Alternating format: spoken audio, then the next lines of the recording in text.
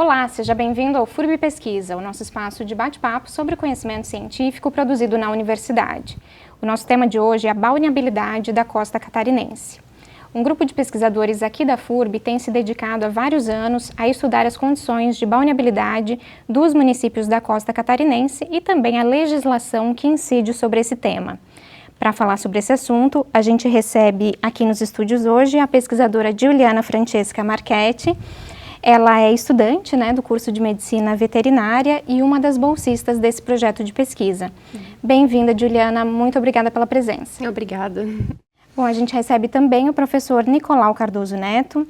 Ele é doutor em Direito Público, professor dos programas de pós-graduação em Direito e Engenharia Ambiental aqui da FURB, também dos cursos de graduação em Direito, Medicina Veterinária e Biologia aqui da universidade. Bem-vindo, professor. Muito obrigada pela presença. Eu que agradeço, é uma satisfação estar aqui com vocês hoje, falando sobre o que a gente vem pesquisando há um tempo e produzindo informações. Muito obrigado. Bom, professor, eu gostaria que você começasse nos explicando qual que é o escopo desse projeto conduzido por vocês ao longo dos últimos anos. Então, o tema balneabilidade é um tema que a gente acaba vendo muito na mídia, geralmente na alta temporada, janeiro, fevereiro, onde a mídia tenta se esforçar para mostrar como é que estão as condições de qualidade da água para que as pessoas possam fazer o usufruto como lazer. Só que esse tema não é um tema só de alta temporada, ele é um tema também de baixa temporada, porque ele está diretamente associado a parâmetros de qualidade da água para outros usos econômicos, como a produção de mariscos, mexilhões, que a nossa costa faz. E às vezes isso, a falta de balneabilidade pode associar com presença de problema de algas, que pode limitar a comercialização. Então é um tema que há bastante tempo está na mídia. A antiga Fátima, hoje IMA, que é o órgão ambiental de Santa Catarina, ele acaba fazendo análise de pontos em toda a costa catarinense e divulgando por meio de bandeirinhas ou com as placas de própria para balneabilidade ou imprópria com relação à balneabilidade nas praias. Esse tema sempre chamou a atenção no sentido de entender melhor o que poderia estar afetando essa balneabilidade e por que a gente não consegue, de alguma forma, se livrar desses problemas de balneabilidade. E também associados a problemas de saúde que acontecem em razão da exposição das pessoas. Tanto que é normal, na alta temporada, a gente vê o pessoal que acaba tendo problema de diarreia pelo contato com a água, só que geralmente sai a informação de que essas pessoas estariam com virose. Só que a gente sabe que essa virose pode ser em razão de algo que ela se alimentou, que estivesse fora de um parâmetro de controle, o famoso queijinho, o camarãozinho da praia, ou a pizza requentada que fica de um dia para o outro. Mas ele está diretamente associado à presença de coliformes na água. O pessoal acaba entrando para fazer o lazer na água e se contamina. E quando vai ao médico, o médico acaba de alguma forma associando só a virose, mas não levando isso à compreensão do problema real, que é a balneabilidade. Então esse tema é um tema que me é caro no sentido de tentar entender algo que historicamente a gente vê. Aí a ideia de fazer o projeto já tem bastante tempo, até estava tentando lembrar quando eu estava fazendo a apresentação, quantos anos tem o projeto? Eu acho que 5. É que eu entrei segundo semestre de 2020 e já estava em andamento com a Camila. Então... Já estava em andamento há 1 ano e meio, eu acho que a Camila é outra bolsista da Medicina Veterinária, a Camila Ellen Correia, que está se formando agora, que entrou no projeto na 2ª ou 3ª fase com a gente. E graças a esses bolsistas que acabam compondo esses grupos de pesquisa, a gente consegue levantar e trazer muitos dados de balneabilidade. Então, o projeto tenta, desde o início, tabular essas informações que a Fátima começou nos primeiros relatórios, 95, 96, onde a gente tem até hoje relatórios sendo divulgados em forma de PDF, o que dificulta um pouco a pesquisa. Até não sei se quer abordar essa dificuldade, Julie, de pegar essas informações e de que forma que a gente tabulou. Porque quando você faz a pesquisa ali no site do IMA, vem os relatórios no histórico, separado ali pelos municípios e pelos balneários, Só que vem muitas informações juntas, então vem o local, o ponto de coleta, o ar, a maré daquele dia, se choveu, qual tipo de chuva que foi. Só que para a nossa pesquisa o mais importante ali era a parte da E. coli e o próprio e o impróprio. Então, muitas pessoas que querem fazer essa pesquisa do próprio ou impróprio acabam se deparando com aquela tabela gigantesca, cheia de informações e super confusa e, no fim, não entende muito bem o que está escrito ali, né? Então, a gente quis dar uma filtrada na tabela e fazer de uma forma mais simples. E reduzir um pouco e fazer a totalidade dos próprios ou impróprios por região ali da nossa costa, né? Porque essa tabela é uma tabela bruta que é divulgada pelo órgão ambiental, só que, por ser em PDF, dificulta um pouco você organizar esses dados para fazer a interpretação de situações. E a gente constantemente escuta na mídia prefeitos, né, de quando as suas praias, na época de alta temporada, ficam fora do padrão de segurança para você usufruir no lazer, né, que são regras definidas por uma resolução do Conselho Nacional de Meio Ambiente, que define como é que a gente vai considerar essa quantidade de E. coli presente na água como de baixo risco, médio risco, alto risco ou fora do padrão, né, que geralmente acontece quando a gente tem períodos de chuvas intensas.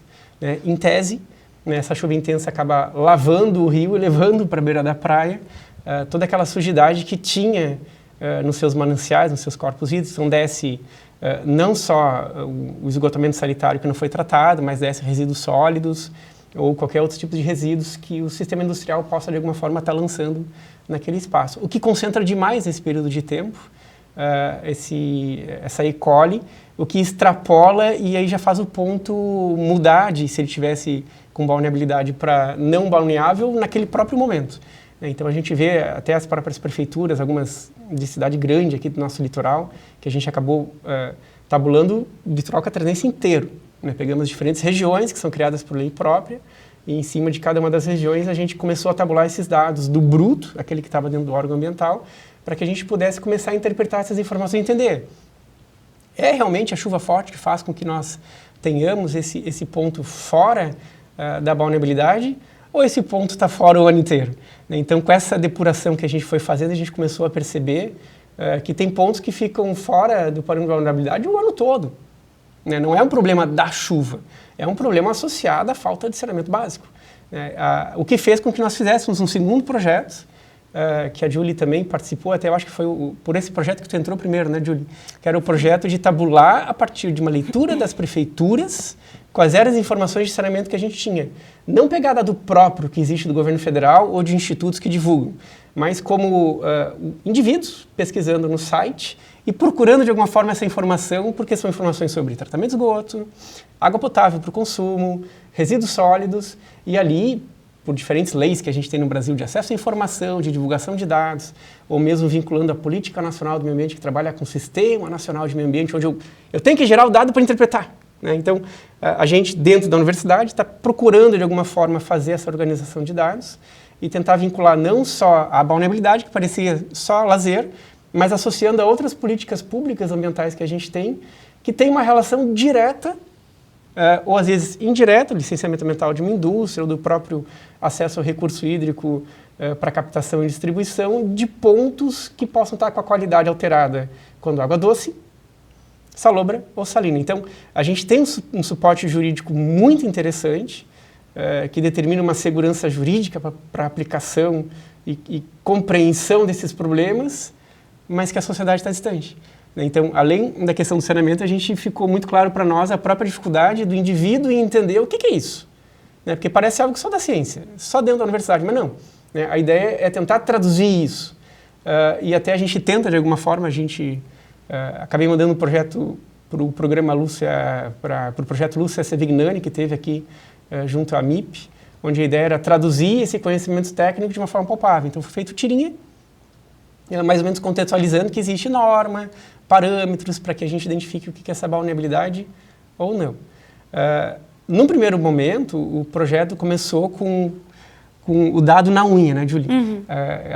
As bolsistas iam na tabela pegar essa informação. No terceiro projeto que a gente submeteu para a universidade para ser bolsa PIBIC-CNPq, né, que a gente tem bolsas do governo federal para que os alunos possam participar dessa pesquisa e gerar essas informações.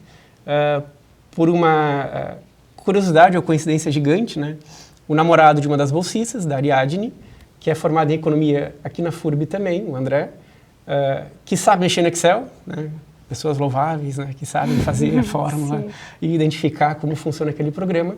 Ele criou uma fórmula e a gente testou na tabela, buscando os dados, e a gente conseguiu tabular não só o que o projeto vinha tentando fazer de ano a ano, a cada 2 anos, mas a gente começou a tabular a informação de 96 a 2024. O que nos criou um problema gigante, porque hoje a gente tem um banco de dados enorme, né, com informações que a gente está começando a até conversar com outros pesquisadores da universidade para nos ajudarem a fazer a compreensão desses dados.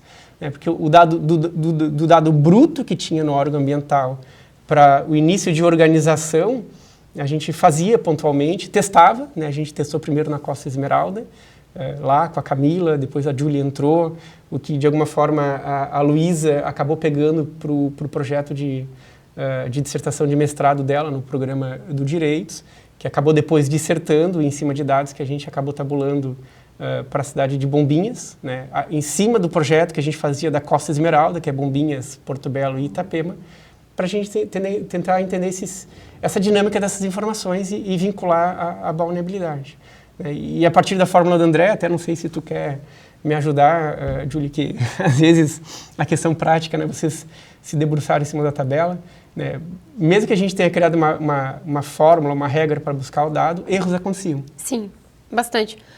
É porque precisa dar uma refinada ainda no negócio, né? Então, quando a gente foi realmente colocar em prática a fórmula ali do Excel, a gente viu, opa, não está batendo com os dados do IMA, né? Volta lá no site, daí verifica a planilha para ver se está certo, daí não estava certo, daí a gente teve que fazer algumas correções, algumas vezes. Mas agora já tá tudo certo a princípio, né? 2023 dá uns problemas ainda com alguns dados, mas a gente está conseguindo se virar bem. E é muito mais fácil agora com essa fórmula, né? A gente vai retornar a esse tema daqui a pouquinho, mas eu acho importante, principalmente, como o professor mencionou, principalmente a partir do próximo mês, vai se começar a falar muito na imprensa sobre a questão da balneabilidade. Acho importante a gente esclarecer, até por um propósito educativo, alguns conceitos, né? Do que trata, né, essa ideia de balneabilidade e, tecnicamente, quando é que se considera, professor, que uma água está balneável ou não balneável? Então, a gente tem uma resolução, a 274 do Conselho Nacional do Meio Ambiente, né, o Conselho Nacional do Meio Ambiente que integra o Sistema Nacional do Meio Ambiente, que são órgãos criados na política do meio ambiente para fazer esse tipo de regulamentação e definição de parâmetros.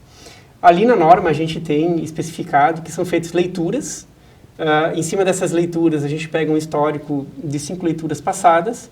Se ela mantém uma mesma média de até 200 NMP por miligramas, a gente consegue manter um parâmetro de qualidade boa. Né? A pessoa pode ter o lazer em contato direto. Se a gente tem uma leitura onde ultrapasse 2.000, a gente já automaticamente passa esse ponto para um ponto que não tem parâmetro de qualidade para você fazer um consumo, um uso dessa água para lazer.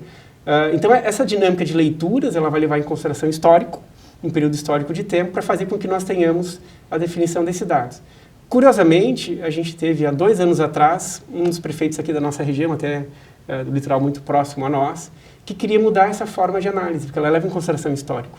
A partir do momento que tem histórico, tem registro histórico para você ter a segurança. E é feita a leitura uma vez por semana na alta temporada. Eles queriam criar mais leituras por semana para diminuir o período de tempo de análise para que ela saísse mais rapidamente do período onde ela não tivesse com a condição de balneabilidade da água nesta praia em questão, que é uma praia com uma ocupação turística significativa na alta temporada. Então, a resolução deixa muito claro para nós como é que são os parâmetros que a gente vai levar em consideração.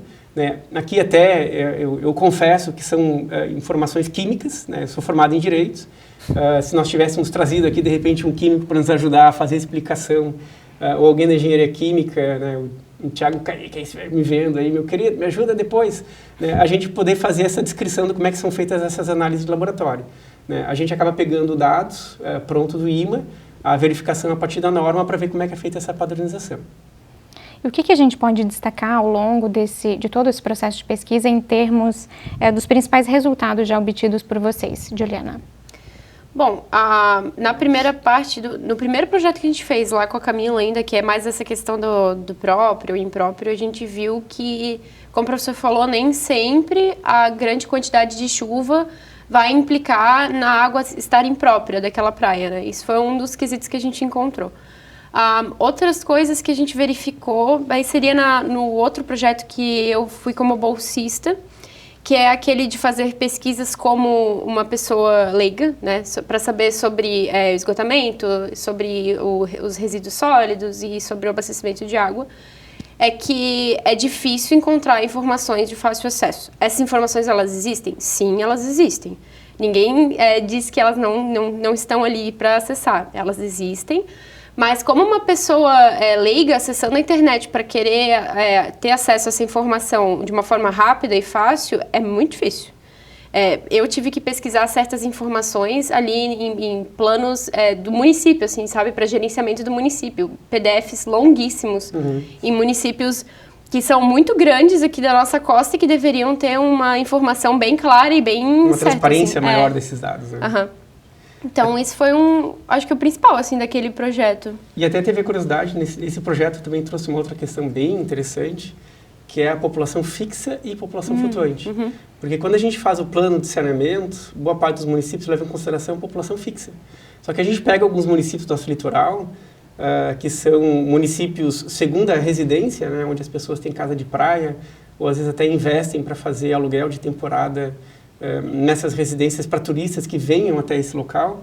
A gente viu que boa parte deles não tem dados sobre população flutuante. Então, eles fazem um plano de saneamentos apoiado em cima, e a gente consegue esses dados também no IBGE, da população fixa daquela cidade, e essa população passa, muitas vezes, de 100 mil habitantes para 1 milhão, 1 milhão e 100, 1 milhão e 200 na alta temporada. Então, tu tem ali um plano de saneamento básico criado por uma população residente, que às vezes é 1/10, ou até mais, em alguns casos, da população flutuante. E o que, de alguma forma, vai deixar muito clara essa vinculação entre a falta de balneabilidade desse litoral no momento quando ele está sendo consumido na alta temporada, porque as pessoas vão até esse local consumir o turismo e acabam, de alguma forma, não tendo uma estrutura para tratar o esgotamento sanitário, e aí vem outro tema também, né, para ter água potável na alta temporada, que também é um problema que a gente tem na costa inteira catarinense, de cidades de beira de praia, do litoral,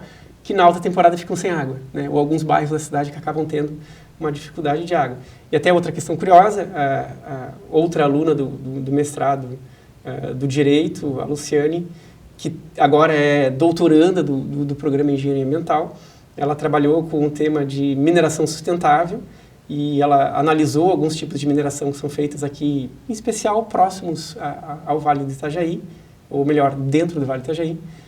E ela citou um caso bem interessante de um município do nosso litoral, que na alta temporada usa a água da cava de uma mineradora, ou seja, há uma reservação de água que é feito o tratamento para distribuição para a população na alta temporada, né, que seria uma das ideias que ela traz para fazer a aprovação de que a mineração, por mais que pareça ser algo agressivo, ela pode ter requisitos de sustentabilidade e seguir objetivos de desenvolvimento sustentável, nesse caso, a distribuição de água potável, né, analisando essa demanda que aquele município tem de distribuição de água que falta na alta temporada. Então, da pesquisa a gente enxerga e começa a ver situações bem interessantes de falha de outras políticas.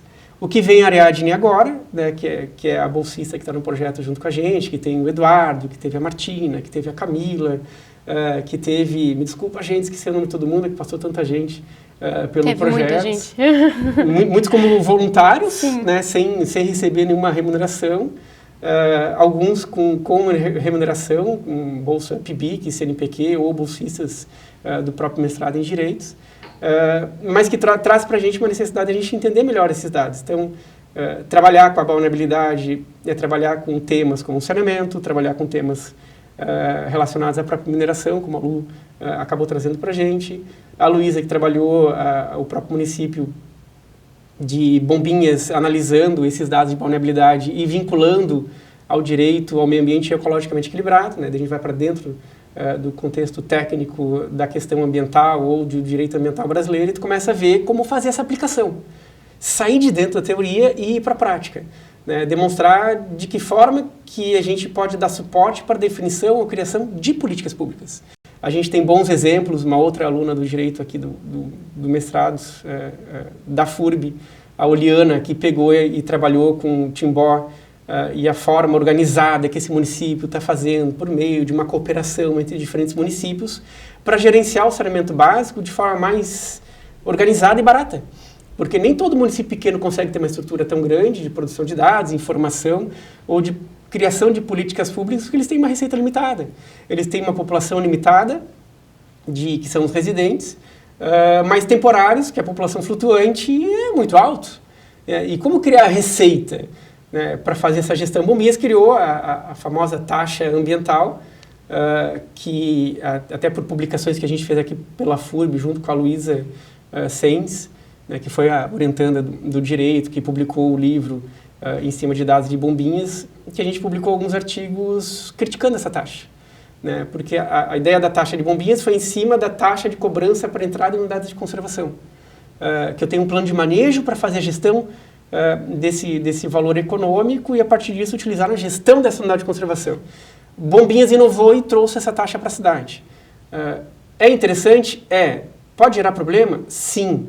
Porque eu já tenho outras formas tributáveis para fazer o pagamento por isso. Pelo próprio IPTU, pela cobrança de ICMS, pela hospedagem, né? Como a gente tem muita hospedagem por aplicativo, ou muita hospedagem direta para a imobiliária que não tem receita, porque não vai gerar nota, não gerando nota, não gera o tributo para pagar para o município, eles não conseguem arrecadar. Então, para mim, seria muito mais interessante o município organizar tributariamente a cobrança dessas residências de aluguel de temporada do que criar uma taxa que, de alguma forma, limita o direito de acesso das pessoas àquela cidade, porque cobra pela entrada de carro, pela entrada de ônibus, pela entrada de caminhão, e até a forma como isso está sendo utilizado. Ok, botaram banheiros públicos nesses locais? Ok. Fizeram ali algumas placas de informação para as unidades de conservação que tem naquele local? Tem outra forma de receita para isso. A iniciativa foi nobre? Sim. O uso está sendo questionado, tanto que tem ação civil pública contra esse tipo de cobrança, o que segurou outros municípios fazerem isso. Então veja que interessante, né? De um tema, vulnerabilidade, a gente consegue associar outros temas e a gente pode ir para dentro da saúde pública, que é um dos resultados que a Júlia até está tentando trazer para nós, que são as doenças de veiculação hídrica. A partir da água sem qualidade, de que forma que ela vai oferecer riscos. Riscos, né, a forma como o SUS trabalha pela avaliação lá de ações, programas, que vão acompanhar esses riscos e a partir daí ver como que isso pode estar consumindo recurso público. Não só pela água de consumo humano que vai adoecer essas pessoas, mas pela água de lazer. Né? E aí a gente vai para dentro da classificação das águas, onde eu vou ter água de contato direto, né, que nem eu brinco em sala de aula, eu entro de boca aberta e sou feliz no mar brincando na temporada. Ou a água de uso de indireto, que eu sento e fico olhando ela. Pô, ninguém vai para a praia para ficar olhando a beira da praia, tu vai para fazer lazer. A água vai chegar até a areia, pode de alguma forma trazer esses patógenos para a areia, o que vai trazer uma série de outros riscos. Então, as doenças de veiculação hídrica vêm a galope junto com essa produção de dados. Nós tivemos uma professora aqui da FURB que trabalhou um tema muito interessante na dissertação de mestrado dela, a Skelsen, né, a Swelling, né, uma querida, não sei se tivesse aula com ela, que ela analisava um bioindicador que era o ouriço, e para ver de que forma que os índices de vulnerabilidade da água estavam alterando a presença ou não do ouriço nesses trechos de mar onde são criados bivalves, o molusco que o pessoal adora comer aí na alta e na baixa temporada. Então, a gente vê uma associação direta. Né? Não dá para deixar dissociada a questão de qualidade ambiental a processos de adoecimento, a prejuízo da qualidade do próprio sistema natural. E aí vem a Karina, né, orientando do projeto do mestrado em engenharia ambiental, que é oceanógrafa, né, que compõe também o projeto de pesquisa, o grupo de pesquisa, que vai analisar de que forma que isso está impactando ao sistema natural, aos indivíduos que acabam ocupando esse litoral e de que forma que a gente pode interferir na manutenção da diversidade ou da biodiversidade no ambiente marinho.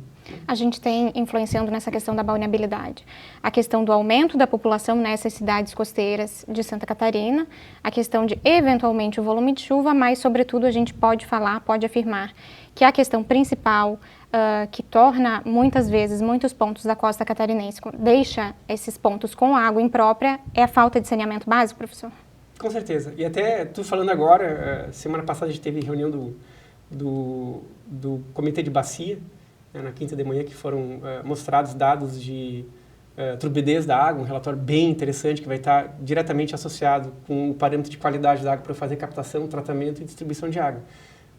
E olha que legal, né? Em 2008 a gente teve Código Ambiental de Meio Ambiente e toda aquela situação de chuva, a Assembleia Legislativa estava aprovando um código que foi aprovado em 2009, que foi alterado já em 2010 e que agora saiu na mídia resultado de uma ação direta de inconstitucionalidade contra alguns dispositivos. A última alteração que teve em 2022 é uma batalha jurídica sempre para criar esses parâmetros de segurança. E o Comitê de Bacia, quando aprova em 2010 o plano de bacia, a primeira ação do plano de bacia era investir nos municípios para tratamento do saneamento básico. A dificuldade que a gente tem de geração de receita para utilização em uma política pública que os políticos muitas vezes não gostam. Porque tu vai ter que cavar a rua para botar a tubulação. Incomoda o pessoal. Transtorno. Eu fui um pneu no buraco uma vez, muito engraçado. O trânsito que vai ser prejudicado, a poeira por fazer essa obra na cidade, todo investimento econômico, é caro isso, né, fazer esse tratamento. E às vezes a população não entende, né, porque a população vai ao banheiro, puxa a descarga, né, número 1, número 2, dá tchau, Vida e às vezes não tem a relação. Para onde vai? É que ninguém vê, né? Esse que é o negócio. Some. O investimento público que a população não enxerga, eles não dão bola, praticamente, né? Então, recentemente, vocês conseguiram construir um enorme banco de dados que tem os dados desde o início, né? Da coleta das análises, né? Desde 1995, né? Quando foi publicado em PDF. A Fátima fazia esse dado, hoje IMA, se eu não me engano, desde 77 ou 78. Né? Só que não divulgando dessa forma. Então, a partir do momento que tem o dado tabulado, publicizado, para a gente fazer a coleta dele, a gente está tabulando essas informações. Vocês pretendem, de alguma forma, disponibilizar esses dados, talvez de uma forma online, talvez, enfim, para que outros pesquisadores também possam se debruçar sobre eles, ou mesmo o público em geral? Então, essa seria o próximo desafio que a gente tem com o projeto, porque quando a gente começou a escrever o projeto, o primeiro projeto que a gente começa a fazer sozinho, na frente do computador, pensando em ideias, a gente não imaginava que ia chegar a um dado tão grande. Tu tabular tanta informação de vulnerabilidade, nem me risco dizer quantos são os dados que a gente analisa, porque é um N muito grande. É muita coisa.